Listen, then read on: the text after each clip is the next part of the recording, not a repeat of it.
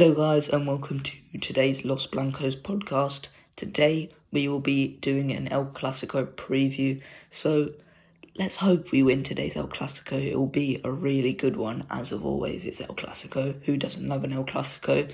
Have a go check out Sean's link in the description. It's to his Instagram, and yeah, it's the best place to get Real Madrid news, score updates, all that lovely stuff.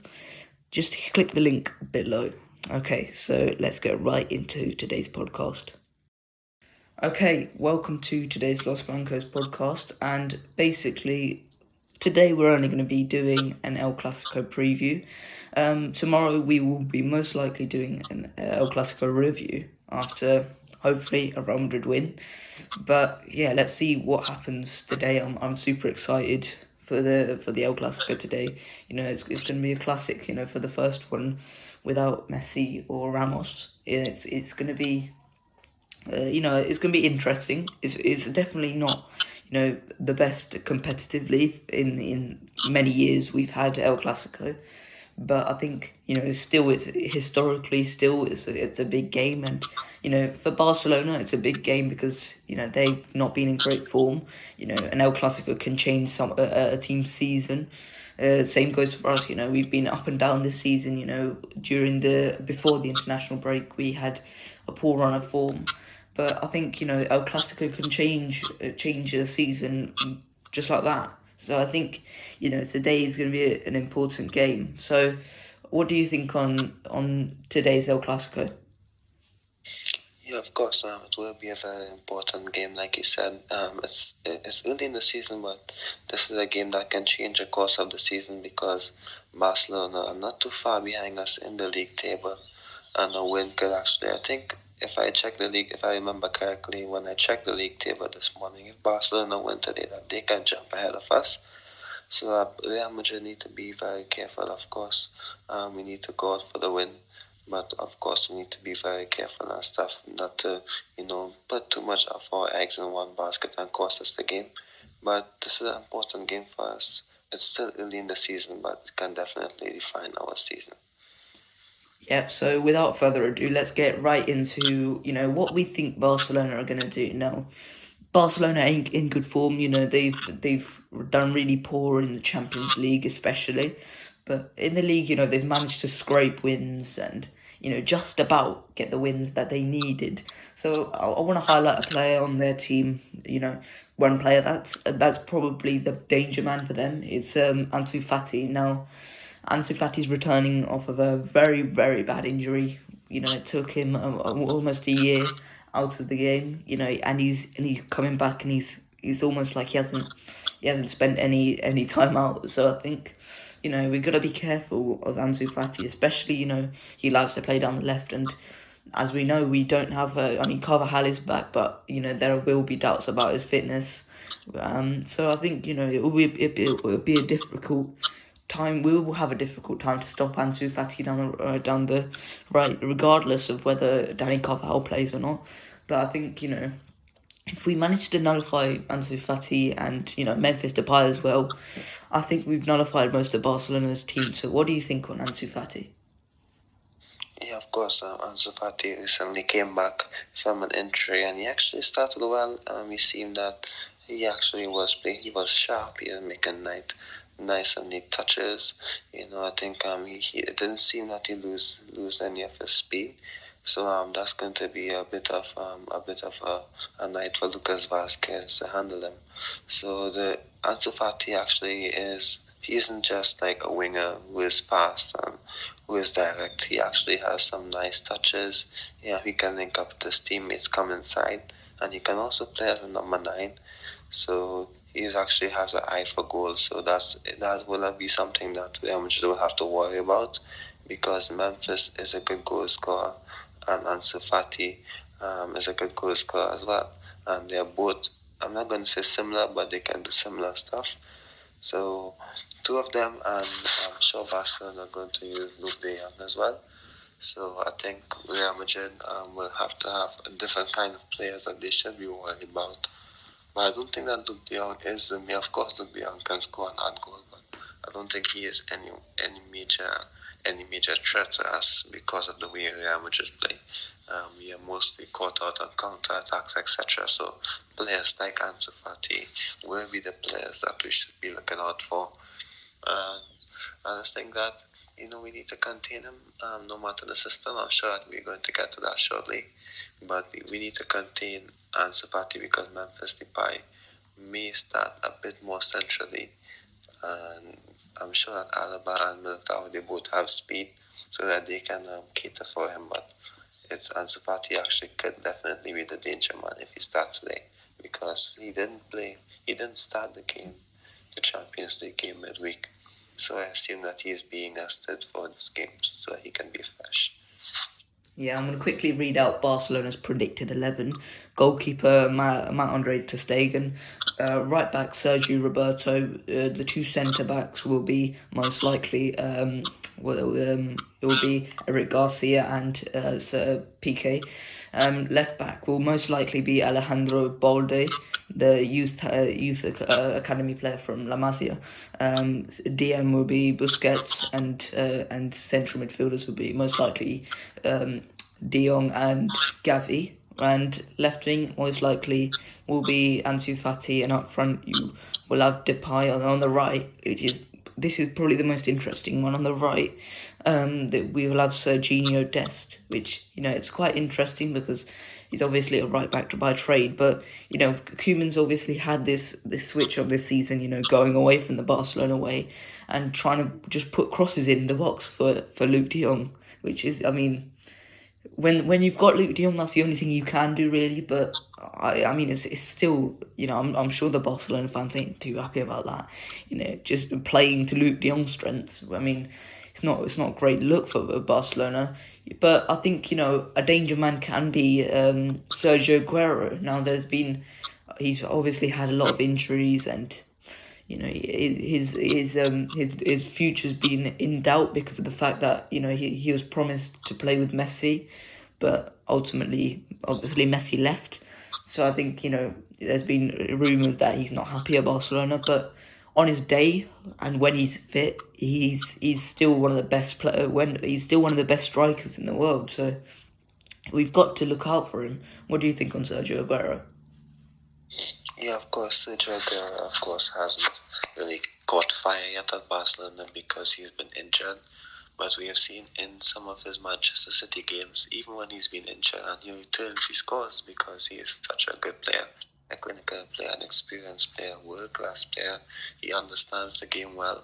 So definitely, even if he doesn't start in the second half, maybe when the game opens up a bit, he can be a player that can hurt Real Madrid, especially because even though we had a clean sheet, that doesn't mean that our defensive issues has automatically fixed. Yes, of course, we have Mendy back, our most of our players back, but that doesn't mean that everything is all set. So we have to be really careful. So I just think Sergio Aguero, Barcelona have a lot of talented players, But if we are playing an open game, I don't think Sergio Aguero would be, the player that we should be worrying about mostly. I think he is the player, that can break a deadlock. He understands how to play in the box. His movement is so good.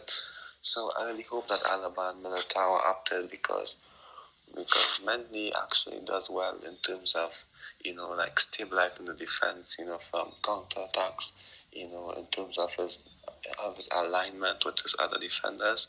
But if a ball goes into the box and Alaba and Militao doesn't pick it up, Sergio Aguero is a player who can hit us because his movement is so good.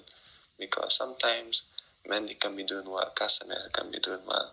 It's all about the movement and understanding of the centre back sometimes that can cost the team. So I really hope that Alaba and Militao, can actually improve a bit in terms of when balls come into the box, because I think they struggled a bit a few times this season in terms of understanding. So I really hope that they understand the game a bit different today, because that's an aspect that can cost us. Yeah, you were obviously speaking on our team, so why not let's get started on our personal lineups for the game. I assume we've both gone for the same goalkeeper and Thibaut Courtois. No deliberation there, really. Yeah, of course, of course. Okay, so right back probably, it is an interesting point. Right back, do you go for defensive ability in Nacho? Do you go for, the one that's returning from injury and risk him in Danny Carvajal? Or do you go for, the safe pair of hands and a little bit more attacking ability in Lucas Vasquez? I've personally gone for Lucas Vasquez because we all know that Lucas Vasquez can put in a very, very good performance in right back, and when he hits a good performance at right back, he can be very, very good. But when it goes badly, it's a bit dodgy, and it's not gonna.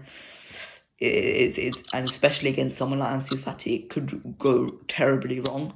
However, I do think that Lucas Vasquez is the best choice because I don't entirely trust Nacho anymore after that Espanyol game. And I think, at right back right now, I think Lucas Vasquez, especially against that Shakhtar performance, where he was very, very good, I think he would be the best option. So who have you gone for at right back? Yes, you have to stick with Vasquez. Of course, Carvajal should be Madrid's first choice when he's fit and available, but he's not. It's not like we are playing Cadiz or other simple team low down in the league or Copa del Rey match. It's an important game, so Carvajal cannot be risked. The intensity is going to be high, like Ancelotti said, like most of the players said in the interviews before the game. So Lucas Vasquez is the player that has to play. And like you said, I don't trust Nacho much. Actually, my trust for Nacho in full back positions was gone after the 5-1 loss to Barcelona. After Cristiano left the first Clasico, after he left, when Nacho played at the full back, and Ousmane Dembele and Jordi Alba tear him apart all game. Because if a winger isolates Nacho, and they can exploit him, so I think if Ansu Fati plays, that can definitely happen. So Lucas Vasquez is a player for me that needs to start at full back. And I'm not worried about Lucas Vasquez playing full back because of the wingers that we have. It's not like we are playing Bale ahead of him, who is not going to be defensively diligent. Most likely we're going to use Rodrigo. If he doesn't use Rodrigo, he might go for Fede, and they are both defensively sound. So yes, I would love Carvajal to start, but Lucas Vasquez had a good game, and he played against Barcelona on last day, and he did well. So I'm looking forward to that. Yeah, I mean, you obviously talked about the right winger, which we'll get into later. But you also spoke briefly about Jordi Alba, and it must be said that Jordi Alba is not fit for this game. He will most likely not play this game, and so like Pedri won't play, Ronald Araujo won't play either, and Ousmane Dembele won't play. So I think there is some significant absences for Barcelona because these players are key players to them. So it's a big blow for Barcelona, but it's very, very good for us. We don't have Jordi Alba tormenting us down the left. It must be said that Jordi Alba is still a very, very good attacking fullback at his age still. But I think at this point we've got Alejandro Balde to be contesting against, which is obviously a much easier task than Jordi Alba. So who have you gone for as your two centre backs? Of course, without a doubt, it's going to be Alaba and Militao. They actually had a good game against Shakhtar. So that's the first choice defensive pairing that Ancelotti seems to be going with. And even that everyone knew that that's going to be the pairing for the season, considering the transfers, etc. So Alaba and Militao will be my pairing. Yep, same. I mean, there's not much deliberation over that. The Shakhtar game was the first clean sheet where I think they both looked very, very solid, and I think we deserved the clean sheet, and we obviously got it in against Betis. But I don't think we were quite lucky to get that clean sheet in the end. So who have you gone for left back? I mean, there's not much deliberation here, especially in the fact that Mendy got taken off at 60 minutes just to rest him for El Clasico. So I assume we've gone for Ferland Mendy. Yeah, of course. He's such an important player in terms of his defensive aspects of the game. Definitely, in my opinion, one of the best defensive fullbacks in the world. So he needs to play. He was taken off after, I think it's 62 minutes, or was it 60? But he was taken off quite. It was around 60 minutes mark. So Well, it was quite early in the game, so that means he is fresh. So Mendy needs to play, in my opinion, and of course, if he doesn't, who else you're going to trust in the left back position? Marcelo or Miguel. I mean, it's not exactly great, but it must be said that Barcelona do not have a consistent right winger. So I think ultimately, if we even do play Marcelo, which we won't, and let's be honest, we would not play Marcelo. I don't think there is much threat of having a player down the right, bombing down the right and absolutely tormenting us. But most likely Serginho Dest will be patrolling that right wing, and he's quite fast, so playing someone like Marcelo maybe could expose us a bit, so Mendy will definitely be the safe option in my opinion. Yeah, I agree. So, CDM, again, no deliberate. I think we should do the midfield as a whole because there most likely will not be any disagreements here. So, who have you gone for on your midfield three? Because of the Shakhtar game, I was a bit skeptical in saying Casemiro, Kroos, and Modric like straight off the bat, like maybe 1 week ago. But after the Shakhtar game, I would stick with that midfield three. Yeah, I agree. I mean, they've been ever present in our midfield, and I think it's important to control that midfield, especially with energetic Gavi and De Jong playing, and also if we allow Busquets to dictate the play, then I think it could end up being a dodgy game for us. So yeah, I do agree. The classic midfield three of Modric, Kroos, and Casemiro should play because of the fact that we need to dictate the game today. I mean, so yeah, I mean, I totally agree. So left wing, again, no deliberation here. Vinicius. Yes, of course, Vinicius, Rodrigo, and Benzema will be my front three. Yeah, I mean, I've gone for Vinicius and Benzema. However, I have not gone for Rodrigo. Now, I understand why you would have picked Rodrigo. He's an out-and-out winger. I have not gone for Eden Hazard either. I have gone for Federico Valverde. Now, reason being, we saw last time out against Barcelona, we played Federico Valverde on the right, and he was fantastic. He drove the ball in for the first goal, and I think ultimately we need to stop Busquets from dictating the play. If we have Valverde there as defensive measures, we tuck Valverde in when we're defending. I think having Valverde right on Busquets' toes, ultimately he won't be able to dictate the game, and I think that as a result of that, Barcelona will be looking to go over the top, and I'm confident that Militao and Alaba could deal with those ultimately, and I'm not. I don't think Depay and Fati are well suited for a Route One type football. So I think I understand why Rodrigo would be the pick, and I do think that Rodrigo will most likely play this game. However, I do think that Valverde is very, very well suited for this game. I think he could play very, very well if he was selected as the right winger. Going forward, his dribbling ability is still very good, and I think ultimately, Rodrigo, if Serginho Dest does play left back instead of Alejandro Balde, then I do completely agree. I think that Rodrigo should play this game. However, I personally think that Fede Valverde should play. But before we move on to the next bit, do you not have any thoughts for Eden Hazard, and should he play his first El Clasico of the season of his time in Real Madrid as a whole? Yes.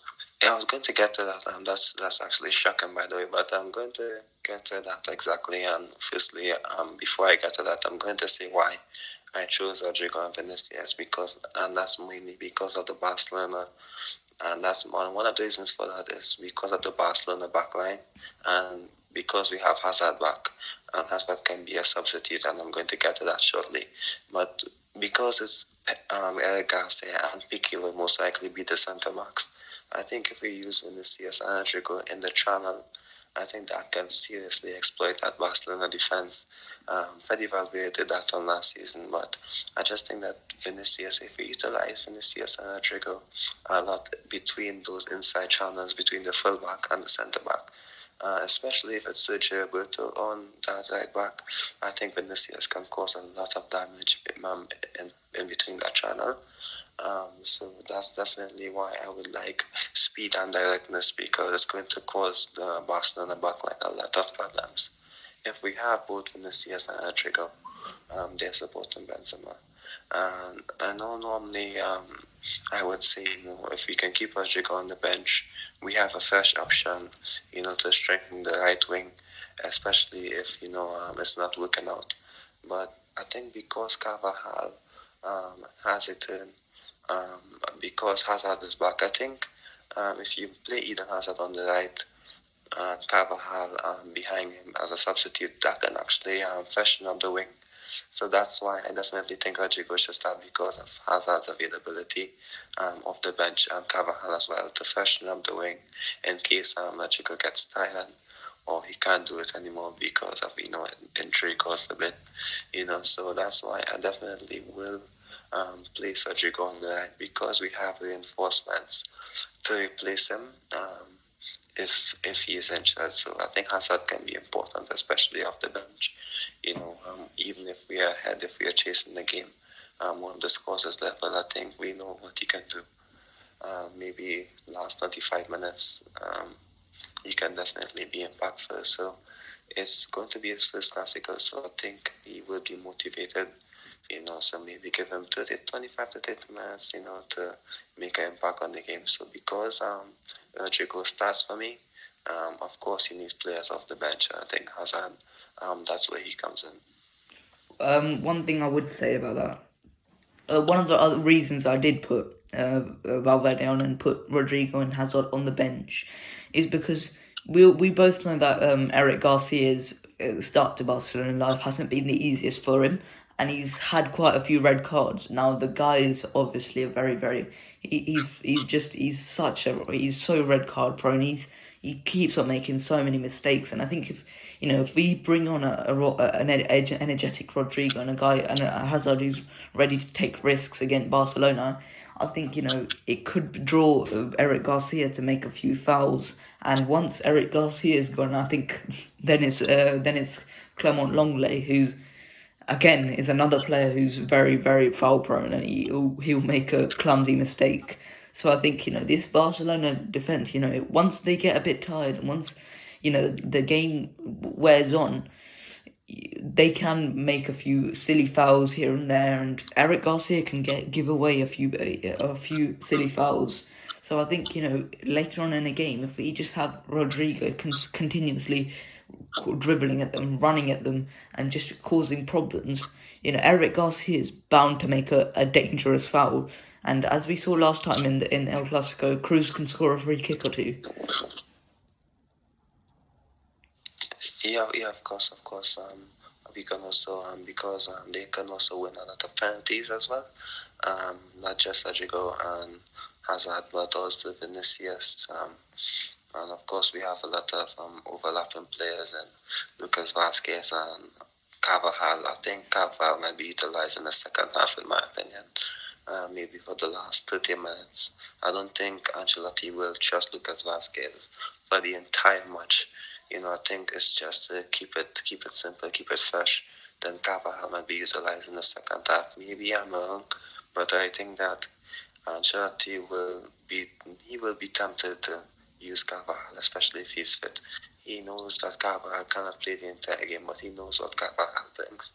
So, of course, if Carvajal as well can come into the team, he's also an excellent player who can add energy to help support the winger, and that would make it a lot difficult for the Barcelona defenders. So I'm looking forward to that. But you definitely made a good point in terms of Fede Valverde. He did a good job against Barcelona last year. I remember the goal. Well, he actually made a run from deep. And he actually has a lot of speed as well, so it's not going to be a huge drop off, in my opinion, if he plays. No, but the good thing for Madrid is that we have players back and we have options in the team at this time. So there is no wrong answer if Eddie Valverde plays or Rodrigo plays. Of course, Rodrigo had a good game, but sometimes you have to look out for the benefit of the team. And if Ancelotti sees a plan and a way for Eddie Valverde to exploit Barcelona, then in my opinion, he should play. But I don't think that there is a strictly wrong answer because both Rodrigo and Valverde are good in their defensive duties as well. Okay, so before we move on, would you say that Eduardo Camavinga has a part to play in today's El Clasico? It's going to be his first Clasico, and of course, he can definitely play a part because it's not that he's young, he can play a part. Barcelona have plenty young midfielders they are bringing through as well. So I think that Camavinga can definitely be an important piece. Maybe late in the game when you need energy, in midfield. Because of course Busquets is going to be tired. Of course, Camavinga is a bit more athletic than your Nacho, your Gavi. I think he's a bit more athletic than the Barcelona midfield, so he can cause them a lot of problems late on in the game. So I just think that Kroos and Modric will be important at the start to control the tempo of the game. Then later on, maybe we can introduce Camavinga, for one of them, to add energy and directness. I think he can definitely slice through that Barcelona midfield later on because, like I said, he is faster than the Barcelona players in midfield and he can definitely cause a lot of issues. Do you think that's the case as well? Yeah, I mean, yeah, obviously he can obviously impact the game in terms of his dribbling ability and his one-on-one ability. Busquets is still a magnificent passer and he can pick apart a team. He can dictate the tempo. However, defensively and trying to compete with Camavinga, he will not athletically do anything. So I think having Camavinga in the midfield, if we're lacking something, if we're being dominated in the midfield, De Jong is definitely a good runner, and same with Gavi. Those two are definitely good runners. If we're being outpaced in the midfield, we bring on Camavinga, we bring on Valverde in the midfield, then I think we've got two athletically able players, and I think, especially Camavinga, he can still technically compete with, some of the Europe's best. So I think, yeah, he will be able to play a part. I don't think we should force him in if we're winning. I don't think he's a player we should bring on. However, if we need to make that impact in the midfield, athletically, then I think he will be important. So, have you got anything else to add on today's game before we both do a score prediction? Of course, a player that we didn't mention yet is, of course, Marco Asensio. Definitely, he can be an addition into the squad that can assist us, but he hasn't shown much since his hat-trick performance, and that's the issue with Asensio. Maybe he's a bit inconsistent. So it's difficult to trust him into the lineup or make games or count on him to make an impact. But maybe if we are desperate and we need something, Asensio is a technical player, who can definitely do something for us, but he will not be in one of my first few choices at this time, but he can definitely make an impact. It's according to the state of the game, actually, what the game needs. You will utilize the players, so you never know. Maybe Asensio might come on before Hazard. You never know, but Asensio can definitely be a key player because he's done well in past Clásicos.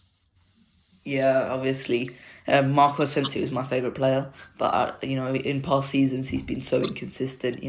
Since that Supercopa goal, especially, I think ever since the 18-19 season, Asensio has been so inconsistent, and I think ultimately he could make a difference. He definitely could. I mean, he definitely has the ability to. There's no question of his ability. However, but if we need goals from midfield, maybe, then I think we'll bring forward Asensio. Last gasp, we need to do something to maybe nick a point or get the 3 points. then I think bring on Asensio as a goals from midfield. Then I think that's the type of player you need to bring on. So I think, Asensio may have a part to play, but it won't be to influence the game as maybe if we're defending a lead or something. I think if we need a goal, we'll definitely bring Asensio on. I think that's a great idea. However, any other way, I don't think he will take part. So, what will be your score prediction for today's game? Of course, the Clásicos are always difficult to predict because you never know. Maybe a red card or maybe an early goal can definitely change things. But I'm always wary whenever we play Barcelona because, of course, it's a Clasico. Of course, Barcelona are a big team. So personally, for me, I'm going to go with a 2-1 win for Real Madrid, or maybe 3-1. Of course, I would always predict a Real Madrid win in most matches because I can definitely see a way where we can win. No matter who he plays, I would look for ways, any of the team's weaknesses that we can exploit.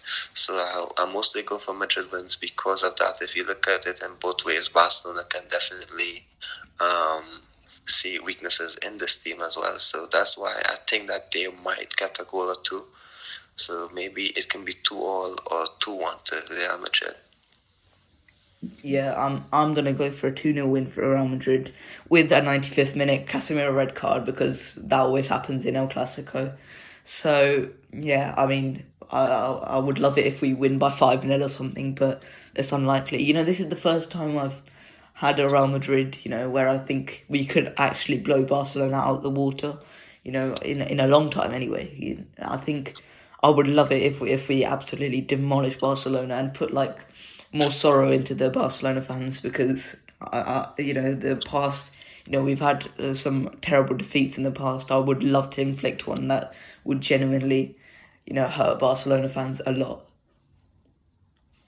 Yeah, definitely, because I think we've had the numbers in the past 3 matches. We won the last 3 and we drew the 4th one previously. So in the last 4 games, it's been 1 draw and 3 wins.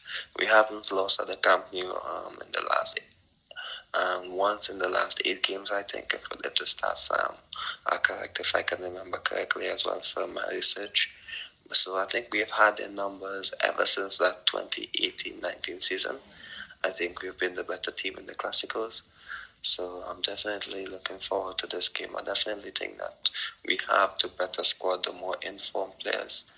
So I'm definitely looking forward to dominating Barcelona on today, or later on today, because we have the players to do so. I think Toni Kroos and Luka Modric are better than Gavi and De Jong, even though they are younger. Sometimes you actually have to look at that as well.